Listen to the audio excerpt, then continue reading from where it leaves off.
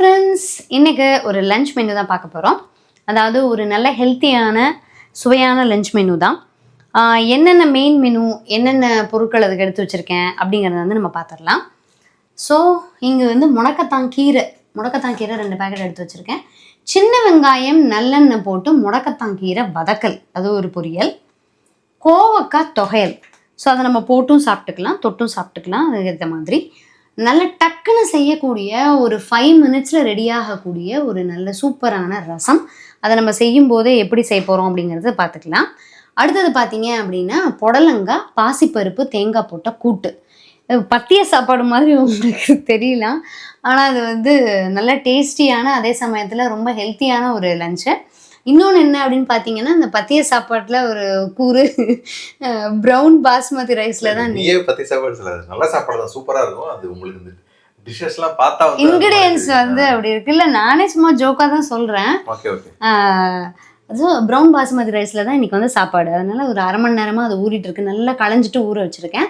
So இதுதான் வந்து இன்றைக்கி நம்மளுடைய மெயின் மெனு. தேவையான பொருட்கள் எல்லாம் எடுத்து வச்சாச்சு. ஸோ இப்போ நம்ம ஃபஸ்ட்டு என்ன பண்ணிடலாம் அப்படின்னா, ஆஸ் யூஷுவல் எப்போதும் போல் சாப்பாடு வந்து வச்சுருவோம் குக்கரில். அடுத்தது வந்து கோவக்காய் வந்து வதக்கி தான் நம்ம வந்து தொகையில் அரைக்க போகிறோம். ஸோ கோவக்காய் வதக்கலுக்கு இது நல்லா வாஷ் பண்ணிவிட்டு கொஞ்சம் மெல்லிஸாக ரவுண்டாக கட் பண்ணி விட்டுடலாம். அந்த வெங்காயத்தை எல்லாத்தையும் உரிச்சு வச்சுருவோம். புடலங்காவை நறுக்கி வச்சுருவோம். இது எல்லாம் இப்போ இன்றைக்கி வந்து பார்த்தீங்க அப்படின்னா, நான் காய்கறி எல்லாத்தையுமே நறுக்கி வச்சுட்டு சமையல் ஆரம்பிக்கலான்னு பார்க்குறேன். ஸோ அதனால் ஃபஸ்ட்டு வந்து சாப்பாடை வச்சுட்டு இந்த நறுக்கிற வேலையெல்லாம் பார்த்துக்கலாம். ஆஸ் யூஷுவல் நிறையா தேங்காய் கொண்டு வந்து கொடுத்துருந்தாங்க. இடையிலே நான் ஒரு வீடியோவில் சொல்லியிருந்தேன், எங்கள் ரொம்ப க்ளோஸ் ஃபேமிலி ஃப்ரெண்ட் வந்து கொண்டு வந்து கொடுத்துருந்தாங்க கோபிச்செட்டிப்பாளையத்துலேருந்து. அதில் ஒரு தேங்காய் தான் உடச்சி வச்சுருக்கோம். ஸோ நல்லா பெருசாக சூப்பராக இருக்குது, நல்லா ஸ்வீட்டான டேஸ்ட்டு. அநேகமாக நான் கீழும் போதே இப்போ கொஞ்சம் கொஞ்சமாக சாப்பிடுவேன். டோட்டல் தேங்காயை காலி பண்ணிடாது அப்படின்னு சொல்லுவார். ஆனால் அவ்வளோ டேஸ்ட்டு, அதை சாப்பிடும்போது நம்மளை வந்து ஸ்டாப் பண்ண முடியாத அளவுக்கு டேஸ்ட் இது. ஸோ அதனால் சாப்பாடை வச்சுட்டு காய்கறியெல்லாம் நறுக்க ஆரம்பிச்சிடலாம். ஃப்ரெண்ட்ஸ், காய்கறி எல்லாத்தையுமே நறுக்கி வச்சுருக்கேன். புடலங்காய் கூட்டுக்கு வித் தக்காளியோடு நறுக்கியாச்சு. கோவக்காய் தொகையலுக்கு சின்ன சின்னதாக நறுக்கி வச்சுட்டேன். இது வந்து நமக்கு பொரியல் மாதிரி ஃபுல்லாக டோட்டலாக வதங்கணும் அப்படிங்கிறது கிடையாது. நமக்கு ஒரு 50% வந்து இது வதங்கினா நமக்கு வந்து கரெக்டாக இருக்கும். அதுக்கேற்ற மாதிரி கொஞ்சம் ஓரளவுக்கு கொஞ்சம் மொத்தமாக நறுக்கியிருக்கேன். அதே மாதிரி இந்த கீரைக்கு வந்து முடக்கத்தான் கீரைக்கு வந்து எடுத்து வச்சுருந்த சின்ன வெங்காயம் எல்லாத்தையும் தோல் நீக்கி நறுக்கி வச்சாச்சு. இப்போ இந்த முடக்கத்தான் கீரையை பொறுத்த வரைக்கும் நிறைய பேருக்கு அது வந்து தெரிஞ்சிருக்கும், நிறைய பேர் அதை யூஸ் பண்ணிட்டு இருப்பீங்க. இது வந்து என்ன அப்படின்னு பார்த்தா, இது நல்ல எக்ஸ்பீரியன்ஸ் இருக்குது எனக்கு. இதில் என்ன காரணம்னா, அவருக்கு நல்ல பேக் பெயின் உண்டு மறுபடிக்கு.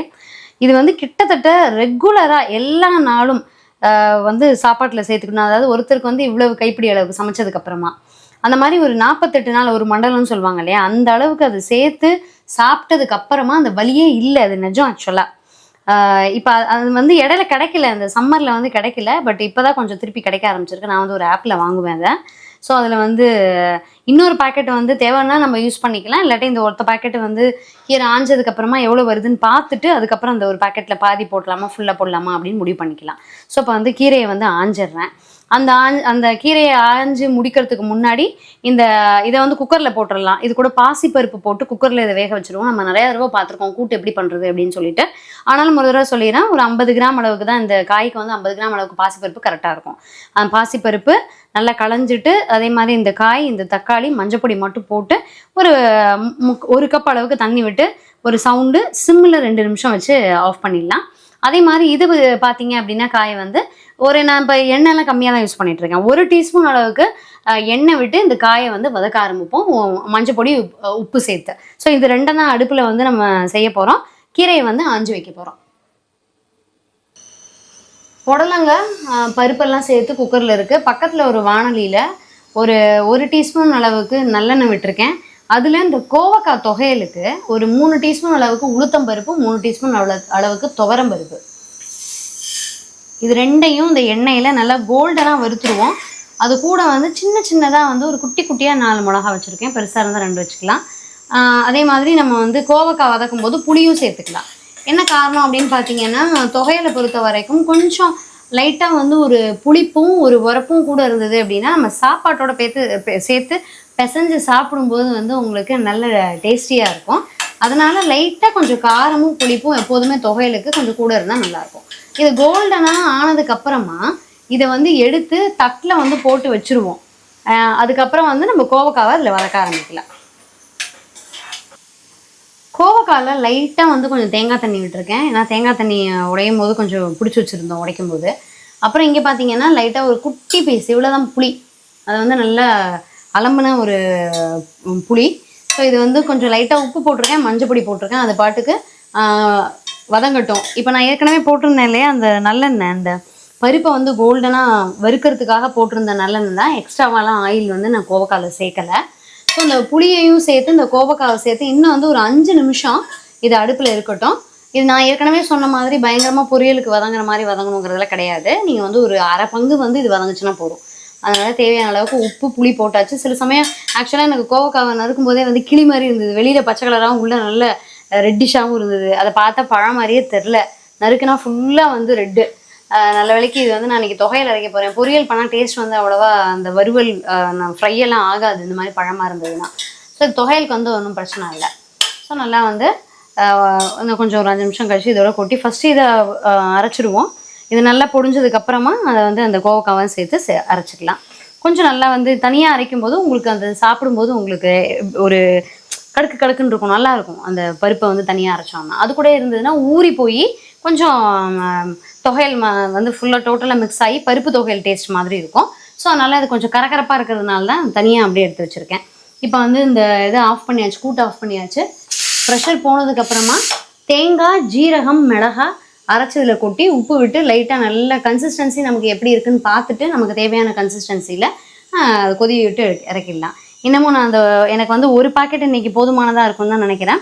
இந்த முடக்கத்தான் கீரையை பொறுத்த வரைக்கும் இதனுடைய அந்த காம்பு பகுதியும் நரம்பு பகுதி எல்லாமே வந்து உங்களுக்கு ஹார்டாக இருக்கும்.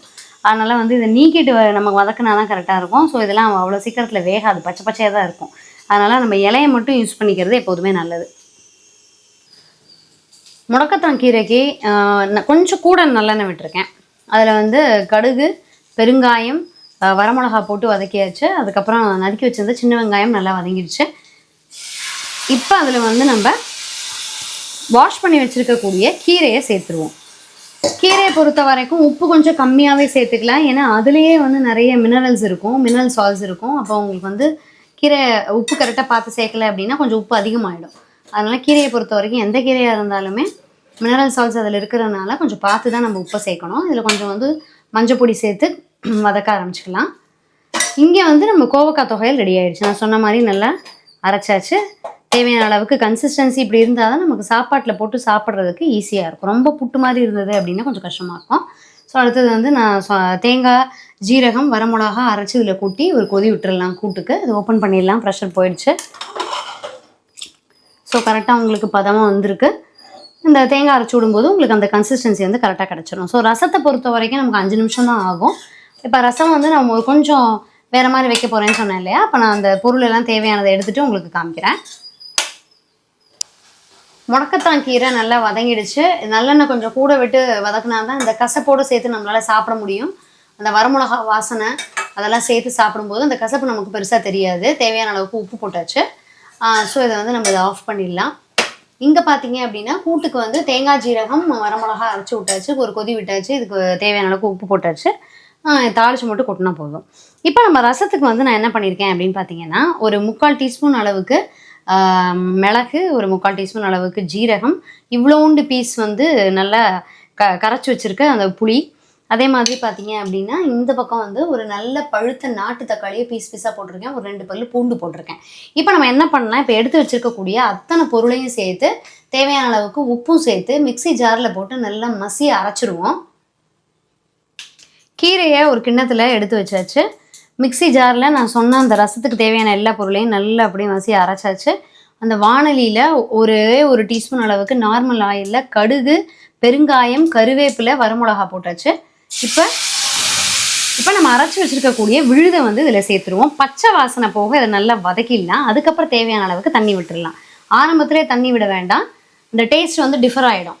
நீங்கள் வந்து இதை நல்லா விழுதை வந்து நல்லா வதக்கிட்டு தண்ணி விட்டிங்கன்னா டேஸ்ட்டு சூப்பராக இருக்கும். அப்படியே ஃபுல்லாகவே டோட்டலாகவே வந்து தண்ணியாக விட்டோம் அப்படின்னா அந்த டேஸ்ட் கொஞ்சம் கம்மியாக தான் இருக்கும். ஸோ இப்போ அது வந்து நல்லா வதக்கிடலாம். வதக்கிட்டு கொஞ்சம் திக்காகி அந்த ஸ்மெல்லாம் போனதுக்கப்புறமா இதில் தேவையான அளவுக்கு தண்ணி உப்பு மஞ்சள் பொடி, இப்போயே மஞ்சள் பொடியெலாம் போட்டுடலாம்.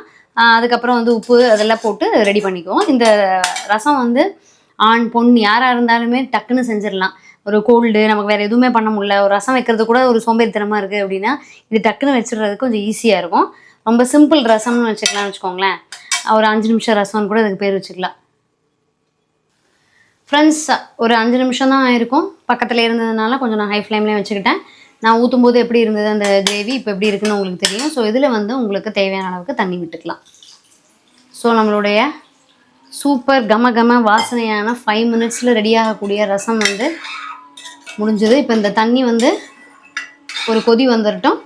அதில் கொத்தமல்லி தழையை போட்டு இறக்கிடலாம், அவ்வளோதான். ஸோ ரசம் வந்து நம்ம ஒரு ரசம் மட்டும்தான் வைக்கிறோம் அப்படின்னா கொஞ்சம் கூட வச்சுக்கலாம். இது வந்து நம்ம அடுத்தது தான் சாப்பிட போகிறோம் அப்படிங்கும்போது ஆளுக்கு ஒரு 2 கரண்டி ரசம் இருந்தால் கரெக்டாக இருக்கும்.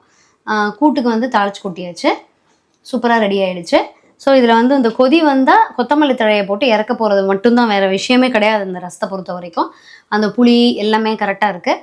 இங்கே வந்து அடுத்தடுத்த சமையல்களும் ரெடி ஆகிடுச்சு. ஸோ இந்த முடக்கத்தான், நல்லெண்ணெய், சின்ன வெங்காயம் போட்டு வதக்கின கீரை, கோவக்காய் தொகையல், ப்ரௌன் பாசுமதி ரைஸ், சாப்பாடு எல்லாமே ரெடி ஆகிடுச்சு. நீங்களும் இந்த சமையலை ட்ரை பண்ணி பாருங்கள். ட்ரை பண்ணி பார்த்துட்டு எப்படி இருந்ததுன்னு சொல்லுங்கள். இன்னும் ஒரு நல்ல அருமையான வீடியோவில் சந்திக்கலாம். தேங்க்யூ.